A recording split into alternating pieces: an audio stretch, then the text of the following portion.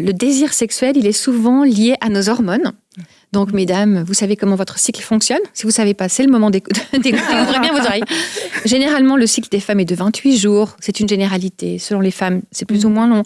Mais quand même, on peut très bien concevoir cette notion de cycle avec, au milieu du cycle, vers à peu près la moitié, vers le jour 14, l'ovulation. Ouais. L'ovulation relâche nos ovaires, vont relâcher un ovule qui va déclencher des hormones dans notre corps qui vont exciter l'énergie sexuelle. Pourquoi ? Parce que dans la façon avec laquelle Dieu a construit notre corps, c'est le moment où on est fécondable et potentiellement accueillir un bébé si l'ovule rencontre un petit spermatozoïde. Donc, d'un seul coup, les femmes sont plus belles. On se lève le matin, les cheveux sont bien là, la peau est plus belle. Je suis belle aujourd'hui.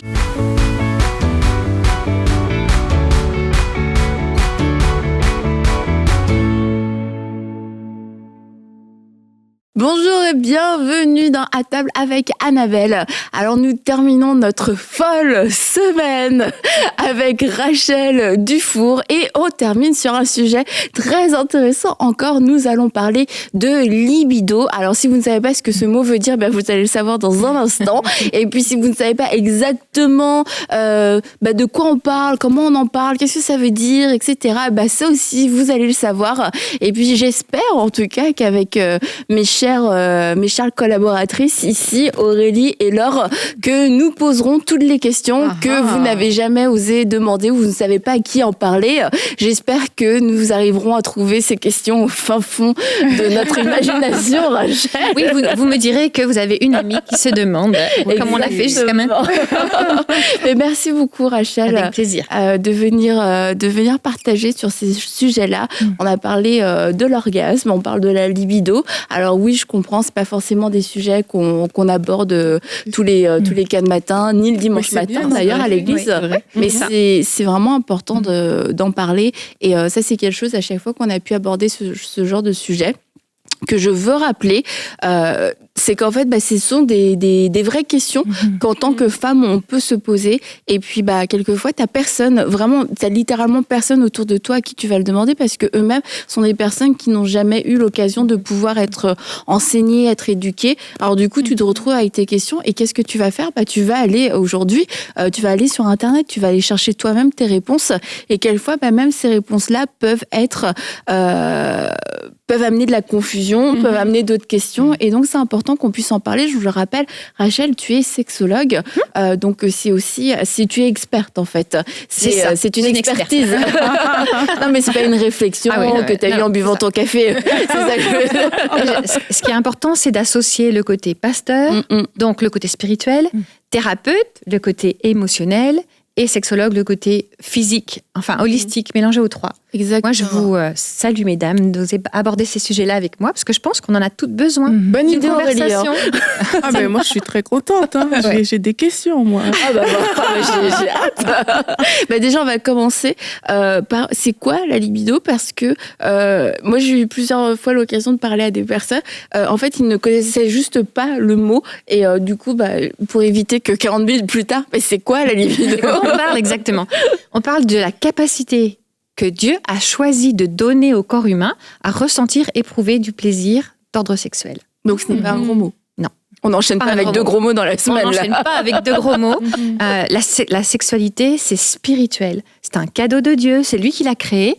Il a créé nos corps. Il aurait pu nous faire sans sexe, sans avoir besoin d'activer la sexualité. Et donc, derrière toute cette notion de sexualité, de plaisir, il y a une notion très spirituelle. Et en fait, ce qu'on est en train de faire, c'est reprendre du terrain qui nous a été volé. On a laissé, tu l'as très bien dit Annabelle, on a laissé trop longtemps ces conversations dans une zone taboue, c'est-à-dire que on le met de côté, on n'en parle pas, on n'ose pas, etc. Et on a laissé du coup le diable se régaler et donner des fausses informations.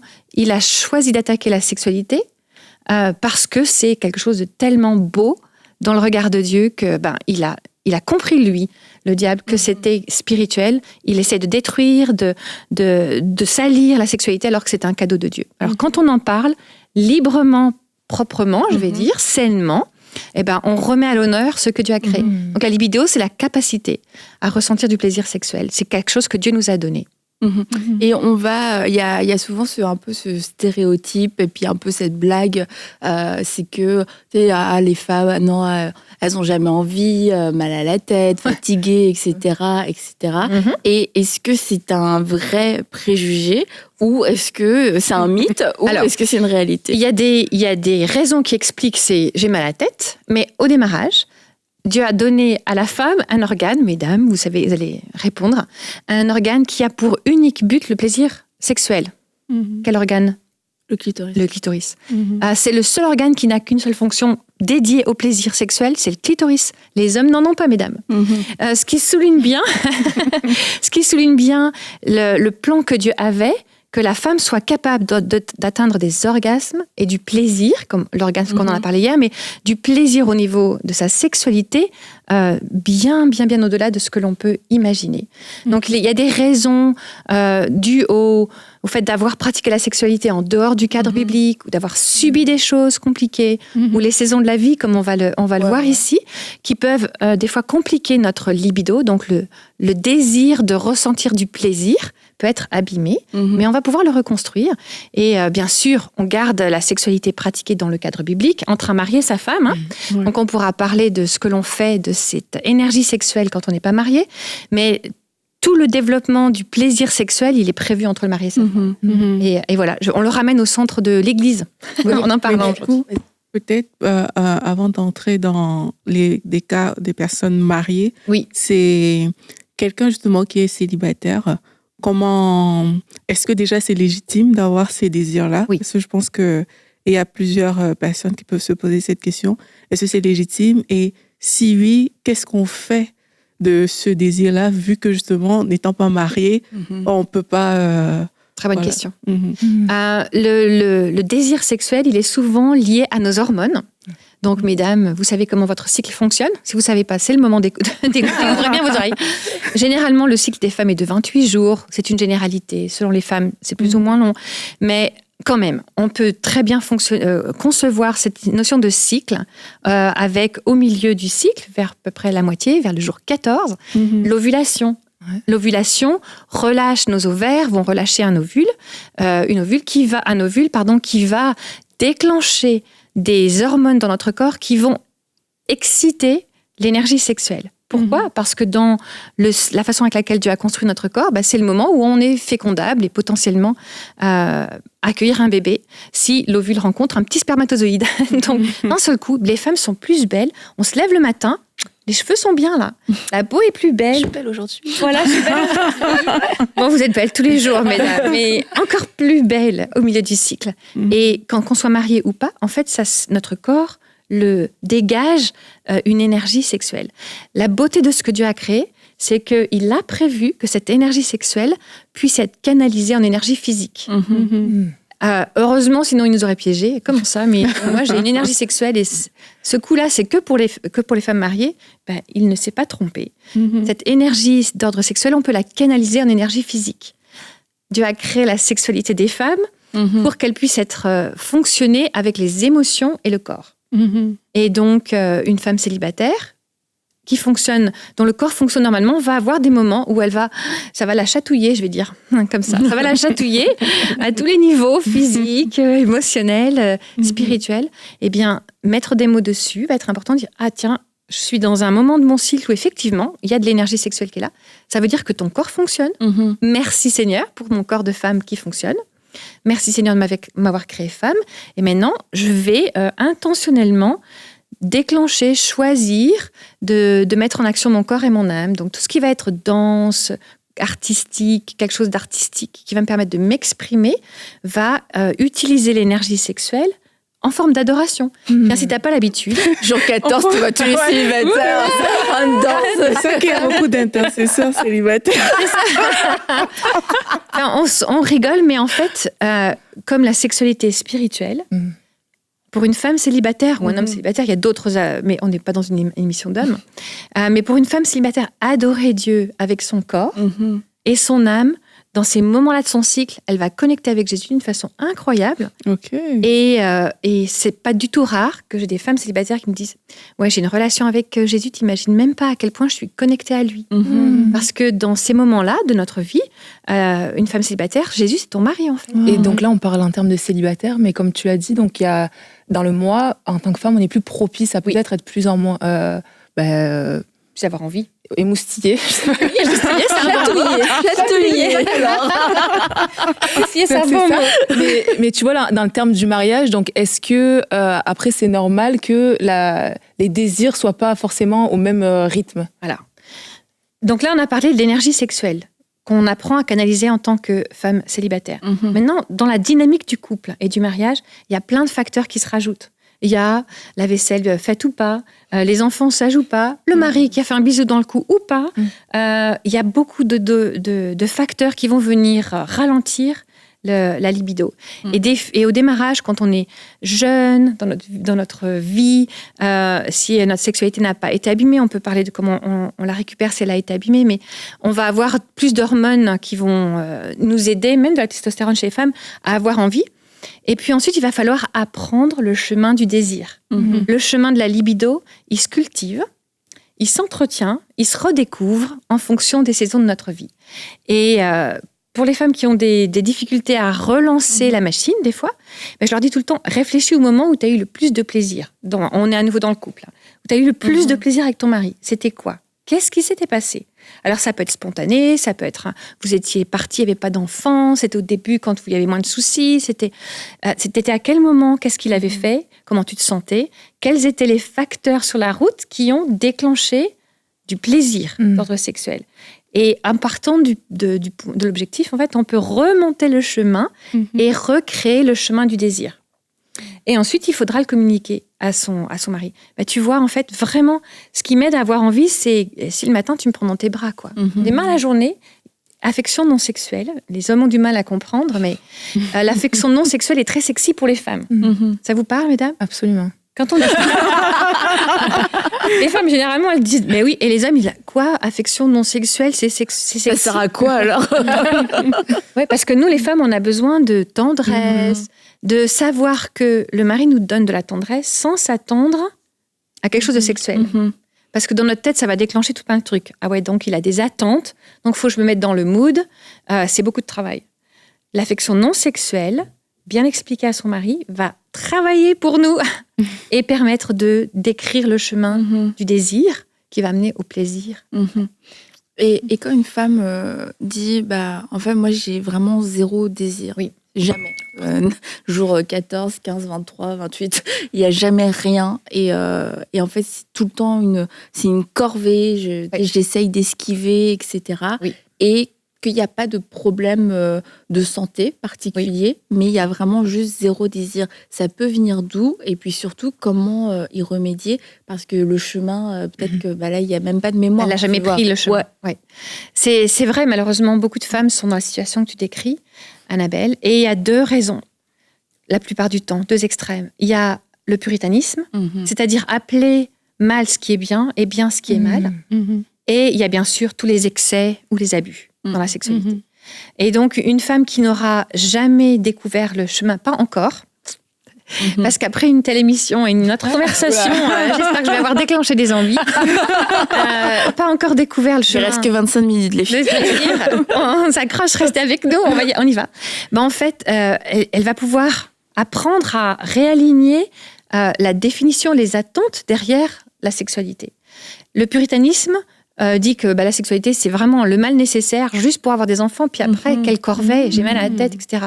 Mais non, c'était un cadeau que Dieu nous a donné pour attacher l'âme, le corps, l'esprit entre mari et femme. Ça déclenche une protection spirituelle sur le couple. Donc, plus on apprend à avoir envie, plus on apprend à avoir du désir d'ordre sexuel, qui va prendre des formes différentes selon notre saison de vie, plus on sera protégé spirituellement. Ça, c'est un discours qui choque au démarrage les femmes qui ont grandi dans un contexte puritain. Mais si elles laissent le Saint-Esprit travailler, elles vont voir en fait le côté spirituel du plaisir. et du besoin. Et là, en fait, c'est parce qu'il y a une forteresse, en fait, et du coup, même ton corps, à ce moment-là, résiste parce que tu te dis c'est mal. C'est ça. Donc, puisque c'est mal, je fais tout pour ne pas le vivre. Quand on dit c'est mal, on fait on-off. En fait, on a éteint la capacité de notre corps à avoir du désir et donc à avoir une libido. Remets-le on et regarde ce que le Saint-Esprit va faire avec.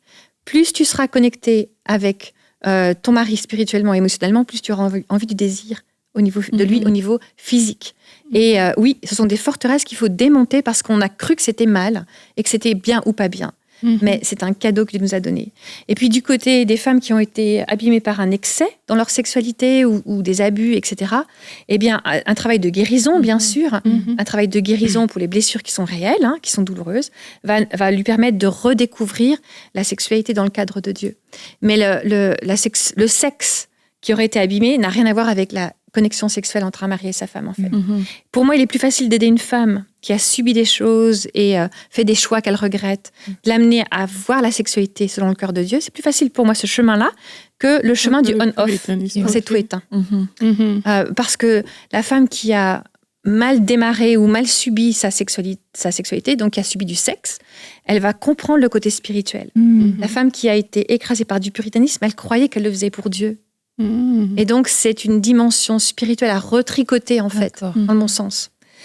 Une fois qu'on a remis Dieu au centre, eh ben, on a envie d'apprendre et de redécouvrir ce chemin du plaisir. Et tu as parlé des excès. La question que je veux poser, c'est est-ce que, justement, le désir, est-ce qu'il est fonction de l'âge de la personne ou alors peut-être de la quantité de la pratique? Oui, très bonne question. C'est vrai que plus on pratique et plus on prend le chemin du désir, donc on entretient sa libido, plus on va en avoir envie, en fait. Ça, c'est un muscle, quelque part. Enfin, c'est une fonction qu'on va pouvoir développer. Donc, plus on pratique, dans le cadre du mariage, plus on aura envie. Quand on pratique à deux. Mais maintenant, ça dépend aussi de notre saison de vie. Une femme qui vient d'accoucher, elle va avoir tendance à être satisfaite au niveau physique avec la connexion avec son enfant. Il va falloir qu'elle réapprenne à devenir épouse aussi. Une femme en ménopause va avoir des baisses d'hormones qu'il va falloir qu'elle apprenne à compenser. Donc, il y a aussi un parcours de saison. Mais quand, par exemple, on parle de la ménopause, baisse d'hormones, est-ce que c'est une fatalité ou alors est-ce que tu résistes à ta baisse d'hormones, ta conscience, ok, bah là je sens, tu vois, que ma libido baisse, je comprends pourquoi physiquement, alors est-ce que je traverse cette saison comme ça, puis bah voilà, ce sera différent, ou alors je me dis, bah non, je vais compenser d'une autre façon. On va compenser et apprendre à fonctionner avec notre saison. Je vais en profiter pour glisser mes 4 portes. Les 4 portes qui vont déclencher le plaisir. Je les rappelle, on les a vus dans l'orgasme, mais si jamais tu prends juste l'émission en cours, la porte 1, c'est le cerveau. C'est ce qui va nous donner envie. Donc, tout le côté affection non sexuelle va être hyper important. N'importe quelle saison de la vie, nos portes, les choses qui vont nous stimuler vont être différentes. Ça va être la vue du corps du mari, ou un bisou du mari, ou le calme à la maison, ou du bruit dans la maison. On adapte à la saison. La porte numéro 2, c'est la bouche. Les baisers, il faut maintenir cette connexion amoureuse du baiser, parce que ça va déclencher des choses dans notre corps. Puis la poitrine, et puis le sexe, tout ce qui va être d'ordre sexuel. Donc effectivement, si on est dans la ménopause, il y a plus de sécheresse vaginale, l'œstrogène chute, on n'arrive plus à le fabriquer. Donc, il faut anticiper, mesdames. Allez voir votre médecin naturopathe ou votre médecin généraliste, votre gynécologue. Et le médecin va accompagner le changement de vie au niveau des hormones. Il ne faut pas subir, il faut anticiper. D'ailleurs, c'est très, très important pour une femme qui sait que la ménopause arrive. Ça dépend de l'âge et s'il y a une opération au niveau peut-être endométriose, etc. Peut-être que la ménopause va arriver plus tôt.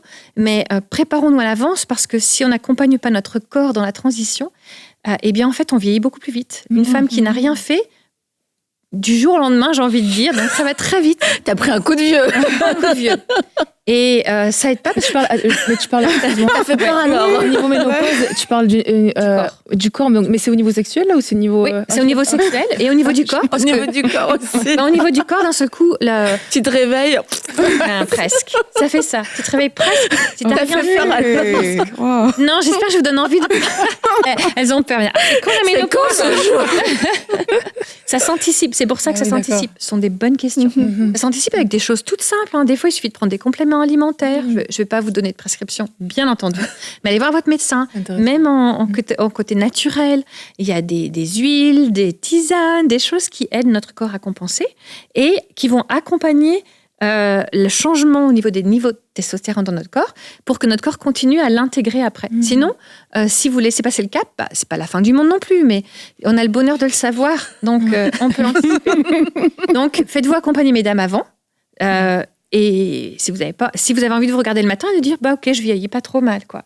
Ça s'accompagne. Et comme la porte numéro 1, c'est le cerveau, si je reste bien alignée avec ce que je vois dans le miroir, parce que je peux avoir 95 ans et être très belle. Moi, j'ai connu des femmes de 90 ans, elles sont magnifiques. Elles sont bien dans leur peau. Et ça commence ici. Elles sont bien dans leur peau à tous les niveaux, mais dans leur tête d'abord. Donc oui, on l'accompagne. Et puis, s'il y a une sécheresse vaginale, c'est pas grave, on compense. Il y a plein de choses, plein de moyens techniques. Des gels, des huiles qui peuvent être prescrites ou qu'on peut compenser. Et j'ai envie de poser des questions. Ouais, j'ai envie de poser des questions. J'aime bien ça. Au niveau de la vie, de l'avancement de la vie, est-ce que je sais que c'est propre à chaque couple et tout, mais est-ce qu'il y a quand même une fréquence du coup, parce que tu dis que c'est bien de pratiquer et tout ça. Donc j'imagine qu'on le fait peut-être moins vieux que jeune, je sais pas. Alors, ça c'est une bonne question aussi, mesdames. Vous avez des bonnes questions. Vous vous demandiez si vous auriez des questions, mais vous avez tu sais qu'ils baillent dans les maisons de retraite. Exactement. C'est bon. Ouais. En fait, il y a un creux chez la femme. Il y a un creux au moment du passage de la ménopause, justement on s'adapte et puis elle ressort de l'autre côté en se disant, je peux plus jamais tomber enceinte là. Yes. Et donc, elles ont une explosion de désir. La libido, parfois, est vraiment boostée. Surtout si elles ont envie de rester connectées. Leur libido se retrouve boostée. Donc, oui, il y a une phase qui va être un petit creux, puis ça va monter. Il y a des creux, en fait, dans la vie. La grossesse, l'allaitement. C'est juste de ne pas rester dans le creux. Voilà. Et la fréquence, ça, c'est quelque chose que vous nous avez peut-être entendu dire avec Eric, entre une fois par jour, une fois par semaine. D'accord. Pourquoi ? Parce que quand on a une relation sexuelle avec son mari, on reste dans le cadre du mariage, les échanges de fluides permettent au corps de garder les mêmes niveaux de connexion au niveau physique, émotionnel et spirituel. Et juste pour avoir un ordre d'idée, mais la durée de vie du sperme du mari dans le corps de la femme, c'est 3 jours. Donc l'idéal, c'est quand même 2 à 3 fois par semaine, parce qu'on a en permanence une connexion. On porte à l'intérieur de nous, en fait, un bout d'ADN de notre mari. Et ça garde nos corps. Toutes les femmes disent, non, mais justement, moi, je vais aux toilettes après parce que... Qu'est-ce que je fais du sperme du mari après ? Tu vas aux toilettes, personne ne sera offensé, il n'y a pas de problème. Mais il y a des échanges de cellules et d'ADN à l'intérieur, ce qui fait qu'on fait un. Quand la Bible dit, ils se connurent et ils ont fait un, c'est âme. Bien sûr, nos âmes sont connectées.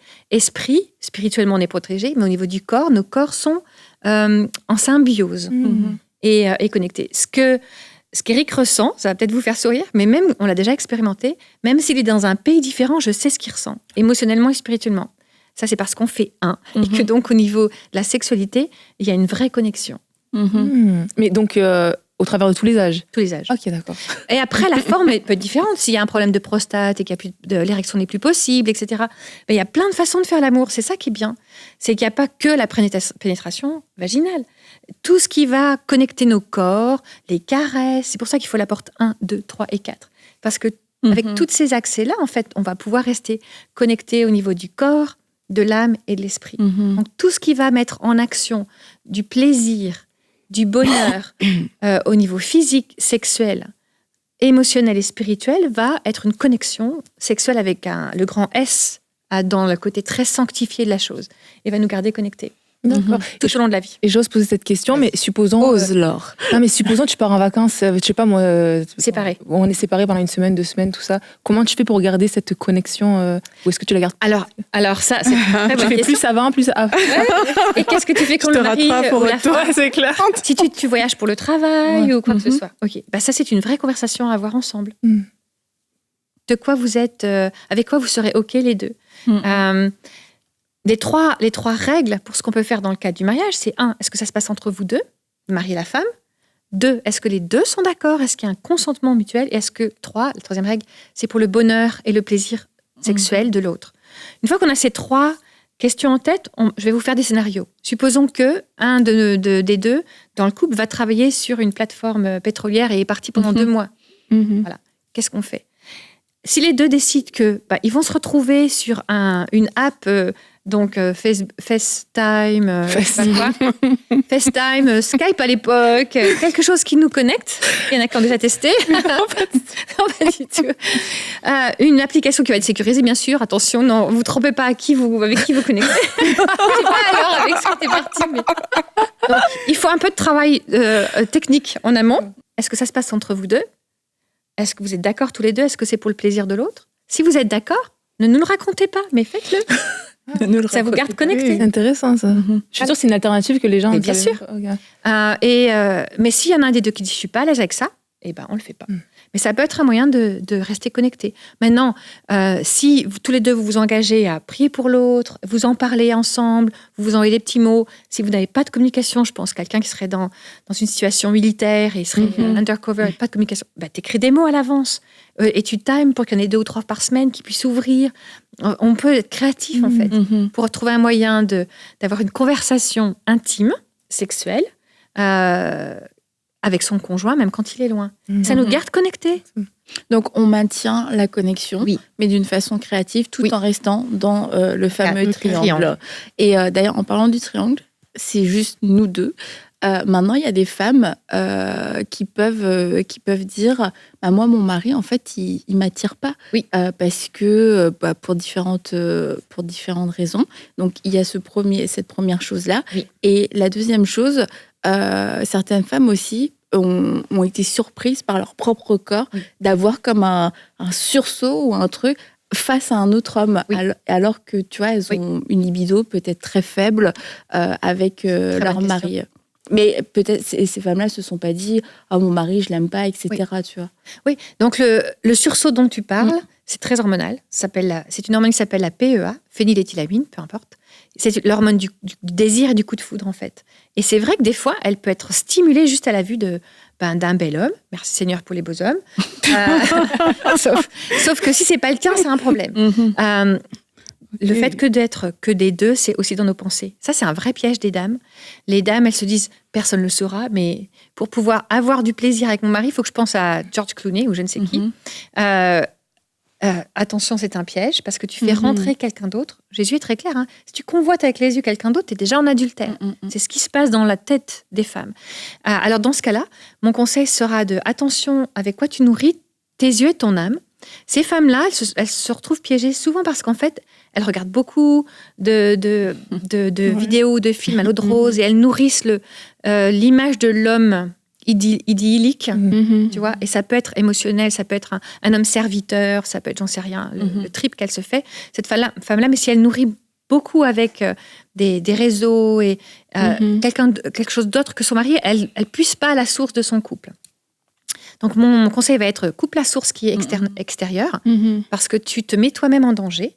Donc, peut-être que pour un temps, il faut faire un jeûne de choses qui vont être un peu romantiques ou à l'eau de rose. Tu fais un jeûne de ça pour pouvoir regarder ton mari différemment. Maintenant, si le mari ne se douche pas, il ne se rase pas, il ne se lave pas, il ne sent pas bon de la bouche, tu auras moins envie. Il y a beaucoup de femmes qui n'osent pas dire, mais il faut le dire. Tu peux dire à ton mari, tu es tellement sexy quand tu viens de te doucher. Et puis, tu sens meilleur et ça m'aide. C'est très classique.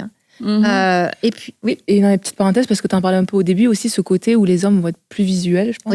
Et nous, c'est vrai que, tu sais, moi, si mon mari fait le ménage, c'est ça qui va comme... C'est super sexy. Tu vois. C'est pas forcément parce qu'il est super musclé.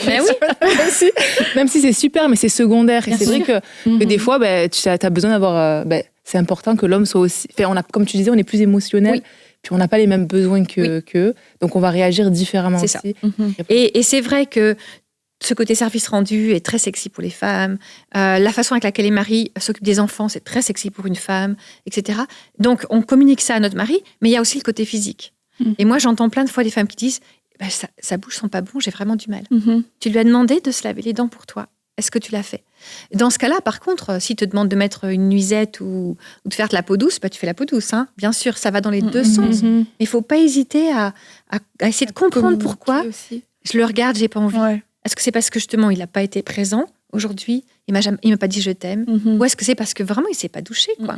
Et tu lui communiques. Alors attention de pas dire ouais, j'ai jamais envie de toi parce que tu peux, j'ai jamais dit ça. Mais on peut arriver à lui dire t'es tellement sexy quand tu prends une douche et tu sens bon et ça me donne envie de toi. Mais ça va le stimuler lui aussi. Donc faut pas hésiter à mettre des mots sur ce chemin du plaisir. C'est ça qui déclenche la libido, en fait. C'est, je sais que s'il sent bon de la bouche et qu'il sent bon des dessous de bras, eh ben, je vais avoir envie de lui. S'il est rasé ou pas rasé, s'il a, je sais pas, des chaussettes à carreaux ou pas. Tu vois. On dirait que ça prend une analyse comme personnelle de... Oui, parce que ça prend la connaissance de soi, parce que la libido, le désir et le plaisir féminin, il est complexe. Et il demande de l'investissement chez nous les femmes. Je vais m'autoriser, porte numéro 1, à comprendre ce dont j'ai besoin. Et je vais m'autoriser à avoir envie, en fait. Il faut que j'ai envie d'avoir envie. L'envie d'avoir envie, si on a du mal à la caler, pense à la protection spirituelle. Pense au bonheur aussi de ton couple, en fait. Ton mari, il va être mieux, hein. Il va y avoir plein de bienfaits. On l'a vu avec l'orgasme. Tout le monde, et c'est bénéfique pour tout le monde, en fait. On l'a vu avec l'émission sur l'orgasme. Ça va faire du bien à tout le monde. Ça va faire du bien spirituellement, ça va faire du bien physiquement, émotionnellement. Donc, travaille l'envie d'avoir envie ici. Et puis ensuite, regarde à ce qui te fait envie aujourd'hui. Et comment communiquer peut-être un mari quand on passe, en tant que femme, on passe par un moment vraiment difficile. Et puis là, je parle, t'es la perte d'un enfant, t'es des choses vraiment lourdes où t'as plus envie, t'es complètement déconnecté. Et puis on comprend que il peut y avoir un temps, mais est-ce que vraiment ce temps doit durer selon la restauration de la personne, ou alors je dois, en tant que femme, me dire non, je dois réintégrer la sexualité dans ma vie, même si j'en ai pas envie? Oui. Il y a une différence entre je ne veux pas et je ne peux pas.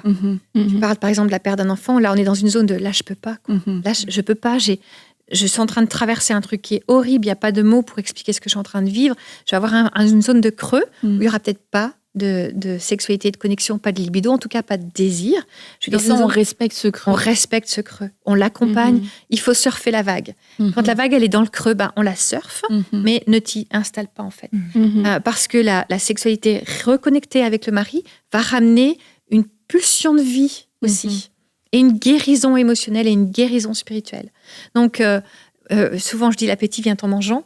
Et là, là, il faut peut-être se dire, ça va me faire du bien, en fait, d'être dans les bras de mon mari. Et on force pas, mais on laisse le moment du désir revenir. Et des fois, une femme qui traverse des deuils difficiles comme ça, elle se dit, j'ai pas le droit d'être heureuse maintenant. Si tu as le droit, en fait.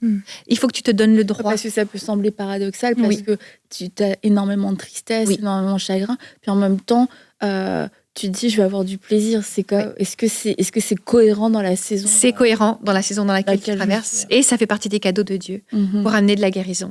Tu vois, après un deuil, les femmes sont souvent choquées de cette pulsion, justement, d'ordre sexuel très forte. C'est une pulsion de vie. Des fois, après un adultère aussi. La femme a une pulsion de reconquête du terrain, si le mari l'a trompée, par exemple, ou de reconnexion avec son mari, etc.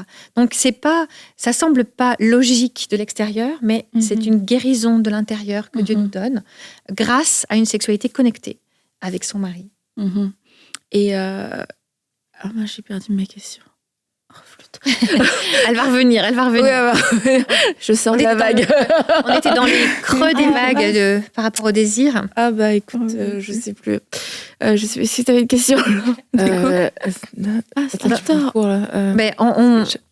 si on veut résumer, pendant que vous recherchez vos questions, en fait, si on veut résumer, c'est vraiment un chemin, le chemin du plaisir et le chemin du désir que je vous encourage à entretenir tout au long de votre vie. Et une des beautés du plaisir au féminin et du désir au féminin, c'est qu'en fait, il est variable. T'as retrouvé ta question? Ouais, mais vas-y. Donc, il est variable. Et souvent, ça laisse les hommes perplexes parce qu'ils disent « Ouais, mais alors justement, tu vois, j'ai entendu qu'il fallait faire la vaisselle, j'ai fait la vaisselle, ça marchait une journée, mais ça n'a pas marché le lendemain. » Ah oui, mais parce qu'il y a un jour, ça marche, et puis un jour, tu as envie d'autre chose. Et c'est OK. Je pense que Dieu a permis ça pour qu'on puisse continuer d'avoir des conversations ouvertes avec nos maris, en fait. C'est ça, parce que souvent on parle du manque du libido chez la femme, mais il peut y avoir aussi une forte libido. Est-ce que chez la femme, ouais. Est-ce qu'il peut y avoir une trop forte libido aussi? Donc déjà, oui. Forte et trop forte. Il y a un shift, un changement dans la société qui est en train de se produire. La libido des femmes monte et la libido des hommes descend. Et on se retrouve avec des hommes en fait qui n'ont pas envie, qui eux aussi font le coup de j'ai mal à la tête et ils se retrouvent castrés par leur femme, par exemple, une femme qui va avoir un fort caractère, par exemple, ou un gars qui a du mal à s'affirmer, ou un problème de testostérone et leur libido descend. C'est très complexant pour une femme qui se dit moi je suis pas normale. Voilà, pendant toute une émission elles vont parler de comment activer le désir chez la femme, mais moi j'en ai trop. Là aussi on va apprendre à ajuster, à canaliser vers le mari, déjà apprécier. Si votre femme, messieurs, et votre femme a beaucoup de libido, merci Seigneur pour ça. Et madame, si tu as beaucoup de libido, c'est une bénédiction, parce que ça va te permettre de rester bien protégée dans le cas de ton mari. Et il ne faut pas hésiter, exactement comme le mari, à bien communiquer. Moi, j'ai envie de toi 3 fois par semaine, ou 4 fois par semaine, ou 1 fois par jour. J'en ai besoin. J'en ai besoin pour me sentir protégée, pour me sentir connectée, pour me sentir apaisée. Ça fait pas de cette femme-là une nymphomane. Pas du tout. Pas du tout. C'est juste que peut-être qu'elle a beaucoup de stress à l'extérieur. Si elle a un métier stressant ou elle est entourée, je sais pas, de beaucoup d'enfants et elle en peut plus à la fin, elle a envie de se sentir femme. Il y a plein de raisons. Ça peut être hormonal, ça peut être dans son énergie. Elle a un niveau d'énergie très élevé, etc. Et comme je le dis toujours, même avec les maris, on est parti pour 15 minutes, quoi. Pour une relation sexuelle complète. Tu transmets à ton mari avec des mots qui vont le valoriser, mais j'ai besoin de toi. C'est toi qui peux me donner cela. Et t'assumes, madame, si c'est ce que tu ressens. Merci Seigneur, t'as pas besoin de mettre la machine en route, t'es pas un diesel, t'es une voiture de course. Alléluia. Et donc, il n'y a pas de honte à avoir non plus. C'est pas une anomalie. Pas une anomalie. Et ni non plus une anomalie spirituelle, parce que je pense que des femmes sont sous un joug, se disent j'ai peut-être un esprit ou un truc impur. Non. Le défi va être de rester connectée à son mari, bien sûr. Oui. Elle va avoir besoin de ne pas se laisser partir ailleurs, mais si elle est connectée avec son mari, mais au contraire, elle a besoin d'être protégée par son mari sexuellement. Donc, c'est une très, très bonne chose. Ça arrive aussi avec des femmes qui ont une influence spirituelle, parce qu'elles ont beaucoup donné spirituellement, elles vont avoir beaucoup de désirs au niveau sexuel. Nous fonctionnons comme des vases communicants, donc les 3 sont connectés. Encore une fois, selon là où il y a la pression, elle aura besoin de soulager. Donc non, c'est une bonne chose. Ne résiste pas, mais dirige bien vers ton conjoint. C'est ça la clé. Pour une femme qui a une libido très élevée et du désir très présent. Peut-être qu'on ne se le dit pas forcément de cette façon-là, mais en fait, en tant que femme mariée, c'est le désir de toute femme mariée d'avoir une vie sexuelle épanouie. Ouais. Peut-être qu'on ne sait pas c'est ça le problème, c'est quoi une vie sexuelle épanouie. Donc, on ne sait pas mettre de mots, on ne sait pas ce serait quoi mon épanouissement. Est-ce que mon épanouissement, c'est mon mari me demande jamais rien puisque j'ai pas envie? Ou alors, finalement, on vient plutôt d'entendre, c'était pas ça. Le vrai épanouissement, c'est de pouvoir apprendre à se connaître et puis aussi à laisser le Saint-Esprit nous enseigner et nous conduire. Et ça, peut-être que en tant que femme, avec certains arrière-plans religieux, ça peut même être des prières difficiles à faire. On se dit, c'est parler de ça avec Dieu, c'est un peu ouh. Et pourtant, c'est un sujet qu'on peut amener et qu'on devrait amener en prière. Ouais. Si c'est un défi, le désir, prie ensemble pour ça. Demande à Dieu d'activer ça chez toi si tu n'en as pas, ou de t'aider à canaliser bien ton énergie sexuelle et ton désir. Mais c'est hyper spirituel, en fait. C'est un cadeau que Dieu nous a donné. Il y a des études dans le monde séculier qui démontrent qu'une femme qui n'a qu'un seul partenaire sexuel, donc un mari, découvre du plaisir et un apaisement au niveau physique que les femmes qui ont plein de partenaires ne connaissent pas. Et il y a un vrai cadeau derrière la sexualité qui nous connecte à notre mari ou qui est bien canalisé quand on est célibataire. Il faut qu'on arrête de résister à ce cadeau de Dieu et qu'on le remette à la bonne place. Et comme tu l'as dit, invitez le Saint-Esprit dans votre sexualité. De femmes et de couples. De femmes quand on est célibataire, de femmes quand on est femme mariée et de couple quand on est marié. Ça va vous donner une dimension toute nouvelle, en fait, de la sexualité, du désir, donc de la libido et du plaisir. Et on dit aussi que c'est bon pour la santé. Ah oui, c'est bon pour la santé. Ouais. Ah oui, c'est Wow, après l'émission. C'est bon pour la santé. C'est bon, ouais. Ah oui, ouais. Il y a plein de... Tu veux rester en forme? Tu peux rester en forme. Ça retarde le vieillissement, Rachel. Ça retarde le vieillissement. Et ça, surtout, ça nous garde connectés, quoi. Donc, ouais, ça... C'est indispensable. Je ne sais pas comment les couples font pour rester amoureux sans sexualité. Ça garde le fun dans la vie de couple. Et encore une fois, elle peut prendre notre sexualité, notre désir, la libido va prendre des formes différentes selon notre saison de vie. Mais on peut être à 95 ans encore amoureux et avoir envie de l'autre. Et même des fois, on dit qu'il faut même dissocier des fois même les choses de la vie. Tu sais, des fois, tu vas peut-être pas avoir envie de connecter parce que tu es énervé après la personne ou parce qu'il y a quelque chose. Mais qu'il faut réussir à dissocier parce que, comme tu dis, c'est bon, cette union-là est bonne pour le couple et ça rapproche. Et des fois, l'ennemi pourra en profiter pour dire, non, mais regarde ce qu'il a fait, regarde ce qu'elle a fait, donc ne connectez pas. Et finalement, c'est un piège parce que il faut le dissocier, en fait, de la vie courante. Plus on connecte sexuellement, plus on peut faire face aux défis de la vie courante. Et pas l'inverse. Pas l'inverse. Exactement, c'est un très bon point. Mais merci beaucoup. Conclusion. Merci Rachel. Merci pour toute cette semaine enrichissante. Écoute, la prochaine fois que tu viendras, je ne sais pas de quoi on parlera, mais on trouvera un sujet en tout cas. Mais merci d'avoir répondu. Peut-être avoir plein de bébés bientôt là. On va compter dans 9 mois. Merci d'avoir répondu à toutes ces questions sans tabou et de façon directe. Comme j'ai dit en commençant, je crois que c'est des questions que beaucoup se sont déjà posées, mais alors à savoir à qui les poser, c'est toute une autre histoire. Donc merci beaucoup Rachel. Et puis à vous qui nous avez suivis, je vous dis à la semaine prochaine. Et puis n'hésitez pas à laisser vos commentaires. Et puis dites-nous aussi les sujets que vous aimeriez qu'on puisse aborder lors des prochains podcasts. Et voilà, on vous souhaite une bonne fin de semaine, bon week-end, bye bye.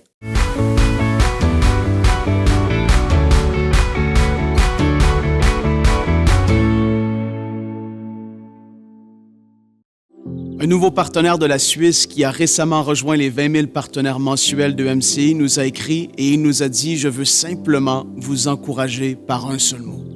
Continuez. » Et c'est exactement ce que nous voulons faire. Nous voulons continuer d'impacter le monde entier, le monde francophone sur la surface de la Terre, à travers les différentes productions d'EMCI TV. Et tout récemment, nous avons eu la bonne nouvelle que EMCI TV, les productions d'EMCI sont maintenant diffusées à travers 2 chaînes généralistes. Une sur toute la population de Madagascar et l'autre sur tout le Canada. C'est énorme le nombre de personnes qui sont impactées semaine après semaine. Et on veut vous remercier, à vous tous, qui allez nous permettre de continuer à impacter tellement de vies. Avant que le Seigneur Jésus revienne, on veut voir le maximum de personnes se tourner vers lui. Alors merci de faire partie des 20 000 partenaires mensuels qui allons aider et soutenir EMCI TV à accomplir son œuvre. Dès maintenant, faites partie des 20 000 partenaires mensuels qui porteront la vision d'EMCI et qui l'amèneront encore plus loin. Pour faire votre don, rendez-vous sur emcitv.com/20 000.